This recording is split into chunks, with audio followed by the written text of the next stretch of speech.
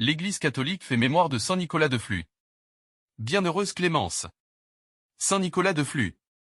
Il ne faut pas confondre le saint que nous fêtons aujourd'hui avec Saint Nicolas de Myre, fêté le 6 décembre et devenu l'ancêtre folklorique du Père Noël.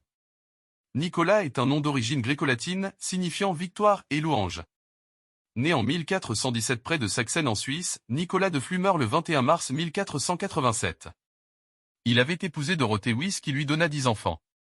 Ils exploitaient une ferme prospère dans la vallée de la Calche. En même temps qu'il est fermier, Nicolas prend part à la lutte de son peuple contre l'hégémonie des ducs d'Autriche. Conseiller et arbitre dans les conflits, habile pour mettre fin au procès et réconcilier les factions, il est artisan de paix au plein sens de l'Évangile. Nicolas de Flux est d'abord homme de foi et de prière. En 1467, après 20 ans de mariage, pressé par un appel de son cœur croyant, il quitte le foyer familial pour vivre en ermite dans les monts de la Welsh. Hormis son épouse héroïque qui accepte sa décision, tout le monde le désapprouve.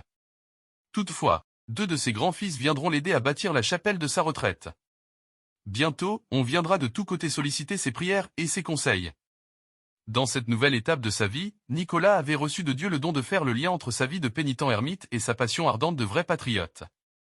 En 1481, il rédigea la Convention de Stan, une synthèse qui évitera l'éclatement de la Confédération helvétique. Celle-ci doit à Nicolas de Flux sa pérennité jusqu'à nos jours. Canonisé en 1947, il est le patron de la Suisse. Le prénom Nicolas a une étymologie gréco-latine, Nike victoire et Ilo louange.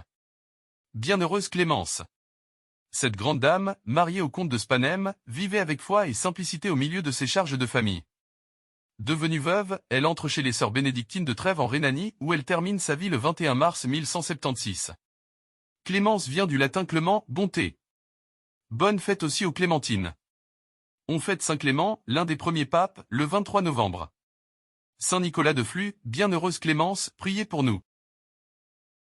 Évangile de Jésus-Christ selon saint Jean. En ce temps-là, Jésus disait à ceux des Juifs qui croyaient en lui. Si vous demeurez fidèles à ma parole, vous êtes vraiment mes disciples, alors vous connaîtrez la vérité, et la vérité vous rendra libre. Ils lui répliquèrent. Nous sommes la descendance d'Abraham, et nous n'avons jamais été les esclaves de personne. Comment peux-tu dire? Vous deviendrez libres? Jésus leur répondit. Amen, amen, je vous le dis. Qui commet le péché est esclave du péché. L'esclave ne demeure pas pour toujours dans la maison, le Fils, lui, y demeure pour toujours. Si donc le Fils vous rend libre, réellement vous serez libre. Je sais bien que vous êtes la descendance d'Abraham, et pourtant vous cherchez à me tuer, parce que ma parole ne trouve pas sa place en vous. Je dis ce que moi, j'ai vu. Auprès de mon Père, et vous aussi, vous faites ce que vous avez entendu. Chez votre Père. Ils lui répliquèrent. Notre Père, c'est Abraham. Jésus leur dit. Si vous étiez les enfants d'Abraham, vous feriez les œuvres d'Abraham. Mais maintenant, vous cherchez à me tuer, moi, un homme qui vous ai dit la vérité. Que j'ai entendu de Dieu. Cela, Abraham ne l'a pas fait. Vous faites les œuvres de votre père. Ils lui dirent. Nous ne sommes pas nés de la prostitution. Nous n'avons qu'un seul père, c'est Dieu.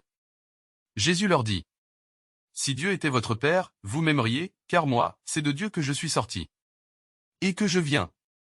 Je ne suis pas venu de moi-même, c'est lui qui m'a envoyé. Acclamons la parole de Dieu. Louange à toi Seigneur Jésus.